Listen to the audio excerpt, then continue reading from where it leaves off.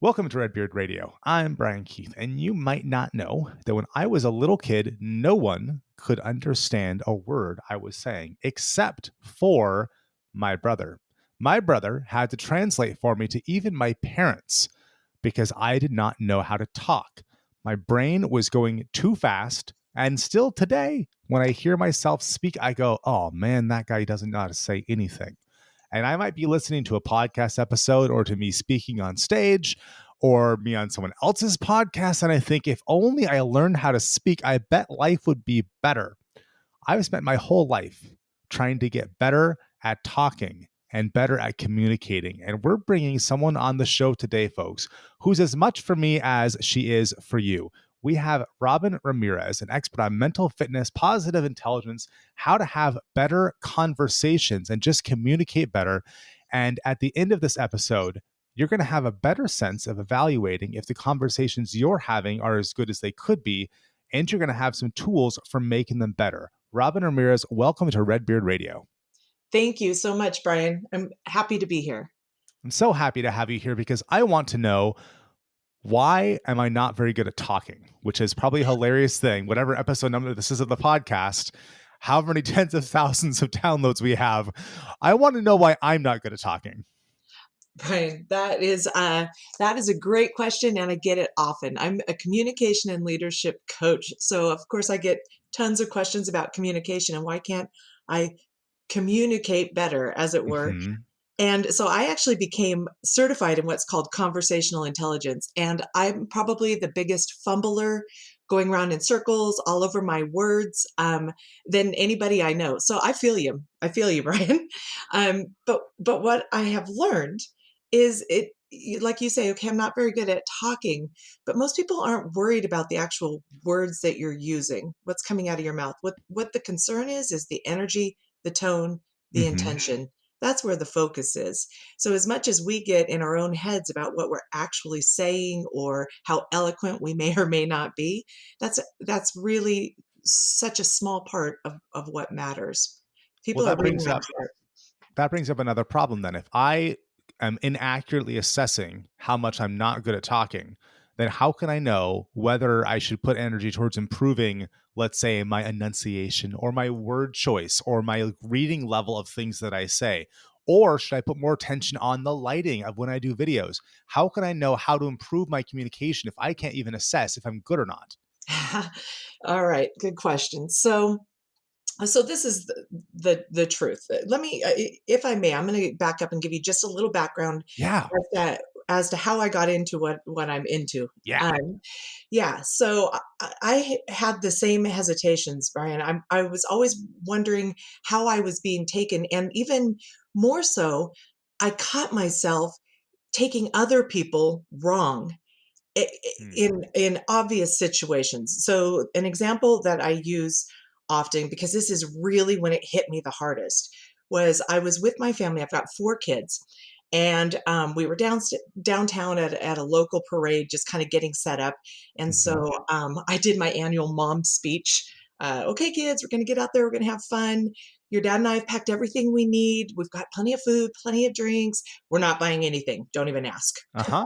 That whole speech and whatnot. So then I send them off with their friends, and I'm in the middle of a conversation with a good friend of mine, and I can hear it in the distance, Mom, Mom, Mom. So I don't want to interrupt Sean. So I kind of look over and I see my youngest, he was probably 6 or 7 at the time, running towards me with his good friend. And he catches my eye and he says, Mom, Cody got a Spider-Man balloon.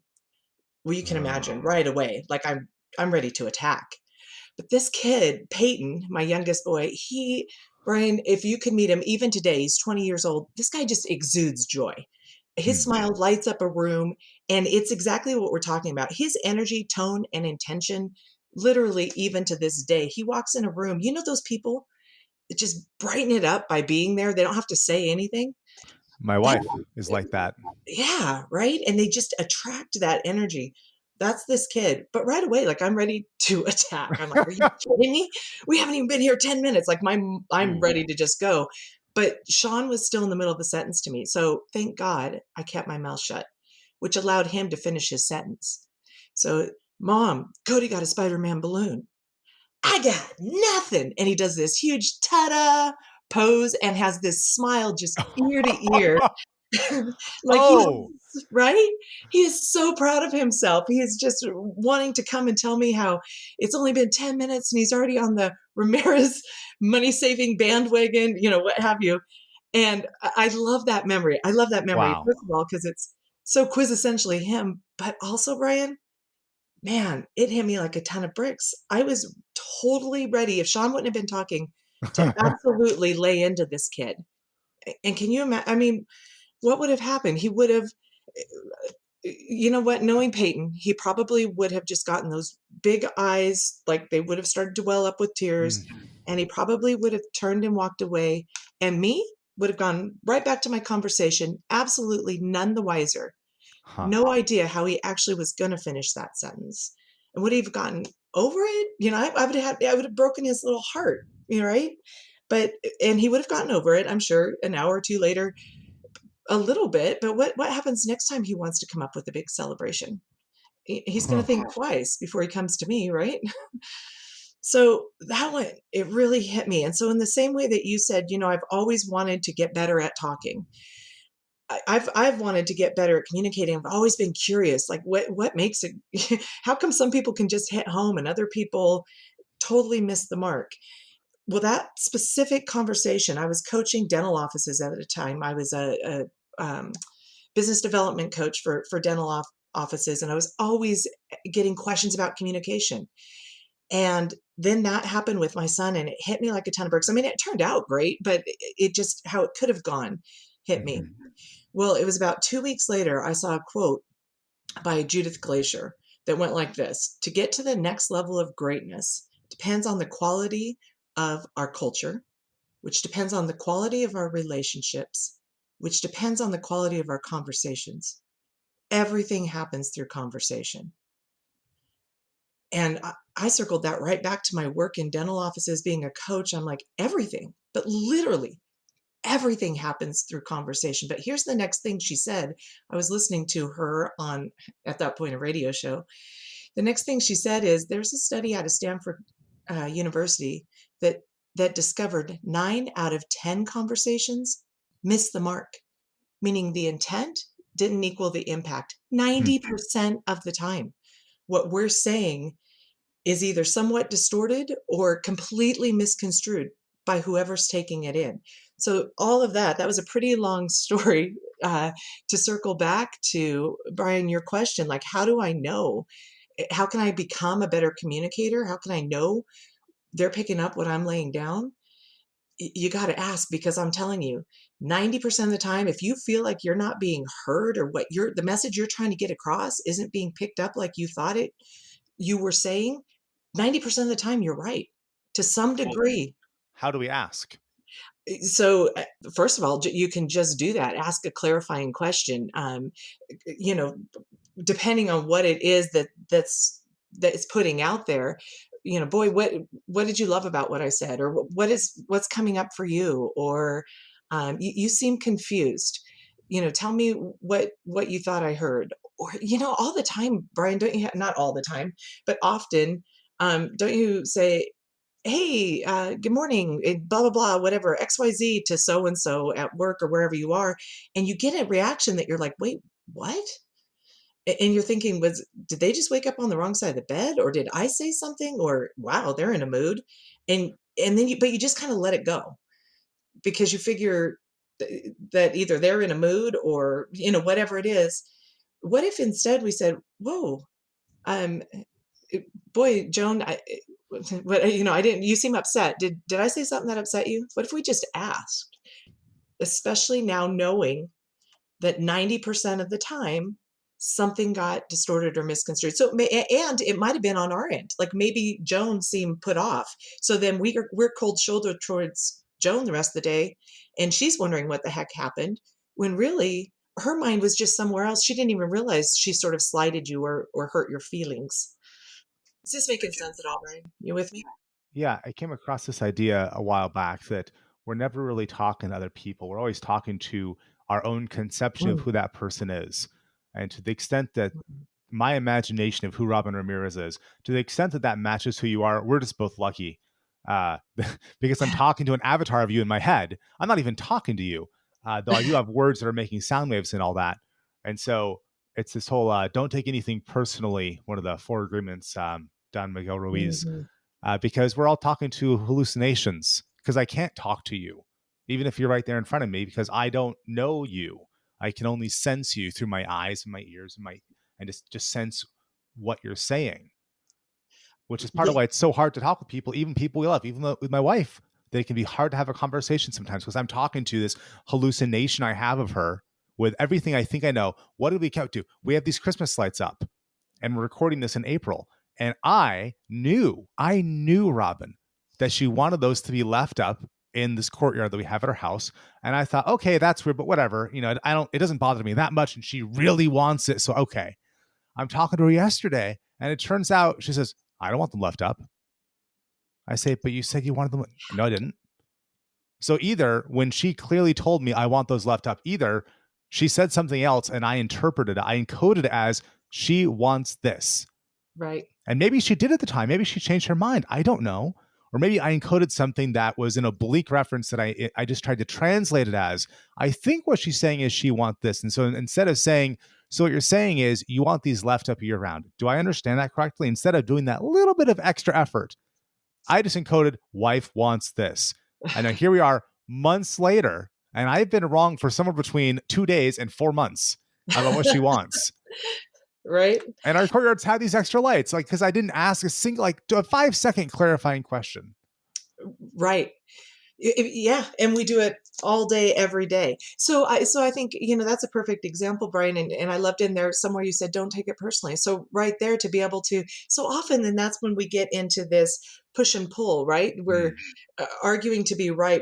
There's actually such a thing as being addicted to being right, because when we're right, we get a little dopamine rush, and you can get addicted to that. Like, we all know people who just can't be wrong, right? And I think we've all caught ourselves in that syndrome when we're arguing for something that just really doesn't matter. And we even know it doesn't matter, but by golly, we are not going to be wrong. And we're just going to keep pushing. And we forget that we live in a world of more than one right answer. Like, we can both be right. Anywho, all of that to say, so how simple is it? That's another wonderful power in knowing that 9 out of 10 conversations miss the mark, because then you don't have to take it personally. Now it's 4 months later. And even if you missed it in the moment to ask for clarification, now you can take it a little lighter, right? You can come back and just say, "Oh, clumsy me. I must have misconstrued something in there. My bad. I'll go ahead and get those taken down." And nobody's right, nobody's wrong. It just is what it is, and we can move forward. And if it's normal, that changes the game, right? It's not that you're evil for misinterpreting what someone said. It's that it's sort of like eating sugar. We all know that sugar isn't actually good for you. Most of us eat sugar anyways, but it doesn't make you evil. It just means you're in your environment and there's often sugar in your environment. And so you end up eating more sugar than you like, than you intentionally would. It's not evil. It's just sort of how things are. But once you know it, you can say, okay, I'm going to go choose to eat things without sugar in them. Exactly. Exactly. Well, and that's what got me. So, we kind of kicked this off with the idea of mental fitness, positive intelligence, which is the next, when you said, it's we're not bad because of that. We're imperfect humans. And if we can just accept, that we all have these hiccups, then we can take it with grace, and we can give more grace. Um, and so I started coaching conversational intelligence, which essentially is, I teach people the chemistry of conversations. With every look, with every gesture, with every word, we are sending off, our brains and the brains of the people that we're speaking with are firing off neurons. And those neurons are producing either feel good hormones or stress hormones, fear hormones. And those hormones affect how we and those we're interacting with are going to act and react. And not just within that conversation, right? They can go on to affect our next conversations. They can go on to affect our whole day, depending on how it looks. So if we can learn how to affect those hormones for ourselves and for others, then we're also going to affect how we and they act and react. I mean, can you imagine the power of that? Mhm. So, but what I found, so I went on to start coaching this, and it's super effective in, leaders that I coach and teams, interaction dynamics, everybody being able to give a little more grace, and whatnot, and understand those dynamics and affect them for the better, because there is sort of a contagion effect as Mm. well. Um, anyway, what the sort of not really, well, the hard part to coach though is just understanding that, for instance, being frustrated, it doesn't help the situation, and it's could turn this conversation terribly bad and help it to be misconstrued, if anything, if we're frustrated or upset or stressed or what have you, because then we're passing on those hormones, and then everybody gets more of a kind of distorted vision, in short, of what's going on, and a distorted perspective as well. But the problem is understanding that being frustrated isn't helping the situation doesn't necessarily help you to not be frustrated. Yeah. So that's where the mental fitness comes in. That's understanding how to take control of the conversation in your own mind. Because that's the one conversation that goes 24/7 that we can't get away from, right? So if we can Yeah. understand how to control and affect that conversation, then we're working from the inside out and from our perspective out, and handling things in a much more calm, laser focused uh, sort of a way. Robyn, how do you help people understand where they're at on the positive intelligence spectrum? Um, that's a great question. You can actually measure that. There's a quick little 2-minute assessment that you can do, that will measure essentially your positive intelligence quotient. So it's relative, to essentially how often you are in a positive state of mind, sort of that positive vortex, answering things through the love of discovering curiosity and joy and that sort of thing, versus being pushed through the fear of whatnot, or being Mm. working through stress, anxiety, upset, fear, blame, shame, guilt. How often are you working through those things? Which several, you can actually be a very successful person, but be driven through negative emotions to get there, Yeah. versus, being driven through positive emotion, which study after study after study shows you can get even further. So many people think, well, that's vanilla, or you're just putting a Pollyanna spin on it. So, it's positive intelligence, but it isn't about being a Pollyanna, quite the opposite. It's recognizing that either a positive or a negative spin is just exactly that. It's a spin, right? But positive intelligence has us start with blameless discernment, just saying, what, this situation is what it is. It's neither good nor bad. Both pessimism and optimism, would be false. They're bringing a bias, as opposed to considering exactly what it is, and then you create your own gifts or opportunities, not just because you say so, but because you take action to do it. It becomes a Have self you fulfilling prophecy. have you seen that thing floating around social media where they talk about what percentage of people have internal monologues and what don't? Does that ring a No, bell? no, So you occasionally see it floating around Twitter where some percentage of the population, like 20 or 30%, don't have an internal monologue and they don't have any voice in their head. They can't have a conversation with themselves in a literal sense. And this occasionally, it makes the rounds. And invariably, all the comments on it are people, either those in the majority who have internal monologues and can literally pick up an apple and say in their head, this is an apple. And those who cannot do that, saying, how do the other people live? Because until you understand that a quarter ish of us don't have an internal monologue, if you're one of those quarter ish of people, then everyone around you who is really different than you, they seem insane because they literally have a voice in their head. And if you're part of the majority, you think, how can those people live without being able to have a conversation with themselves? But as soon as you come across the idea that there actually exists people that are fundamentally different than you, and it's not one or two, it's more like a quarter or 75% of the population. Once you realize this, now you can say, oh, I can understand people more now. Like there's a lot of different ways to live. Yeah. And then that leads to this sort of this opening of, okay, there's so many different things here. And you're talking about optimism, pessimism. I've seen people in my 10 years at Redbeard Consulting. I've seen people who are motivated by service. I've seen people motivated by money. I've seen folks motivated by fear of loss. I've seen people motivated by fear of loss of reputation, fear of loss of money, all the huge spectrum of things. Mm. And because I've looked inside so many companies as their COO or they're in my membership group, and I then come to a place where I can love everybody and I can say, oh, so you're building your business because you're afraid of your children starving. Okay, I can love you for that. Or, oh, Right. you're building your business because you want to build an international reputation to stroke your own ego. I can love you for that. These are all very reasonable reasons to do things.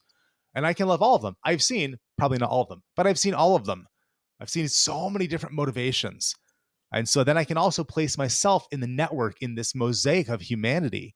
And I can look at my decisions to wake up and feel blessed every day, to say to my wife every day repeatedly, I feel so blessed. We are so blessed to choose to live in a state of blessing. And I can put that in the mosaic on the map of here's all the ways to live your world. Some folks legitimately wake up scared, terrified, full of Mhm. adrenaline that today's the day everything's going to crash down and they have to work their butts off to avoid their children starving today. That's how some folks live, and it works for them. Works is in quotation marks. Right. Yeah. But once you see that, you can go, oh, okay, now I can sort of map myself. But you have to get a sense of where you're at first. So if folks want to go get this positive intelligence quotient thingy, where do they go to take that test with you? So there is a link on my website that they can go to. So that's at let's talk results.com. You can also, there's a link on the Positive Intelligence website. I think you could probably even just Google PQ score or PQ Yeah. assessment. And now, how changeable? Because we say that IQ isn't really changeable over time. How changeable is PQ? Absolutely changeable to the degree, Brian, that it will show up on an MRI scan. Whoa, that Yeah, sounds like science, it, legit it is science. science. It is all absolutely science based. Positive intelligence and conversational intelligence are both absolutely science based. Well, that's fascinating, Robyn. For folks who want to get in touch with you, Robyn, you have on Facebook, Instagram, you're on Let's Talk Results, all one phrase. Your website, it's Let's Talk hyphen, like little dash sign results. LinkedIn, it's Robyn Ramirez. That's ROBYN hyphen RAMIREZ. And Robyn, if you could leave our listeners with one thing today from all your body work to go live a happier, more productive day today in their conversations with themselves and with other people, what's one closing tip? Mm. If you feel confused, frustrated, upset, assume that, especially by a conversation, assume that something missed the mark and ask a question. Get curious. Don't get mad, get curious. Don't get mad, get curious. Robyn Ramirez, thanks for being on the show. Let's talk hyphen results. We'll talk to you all next time.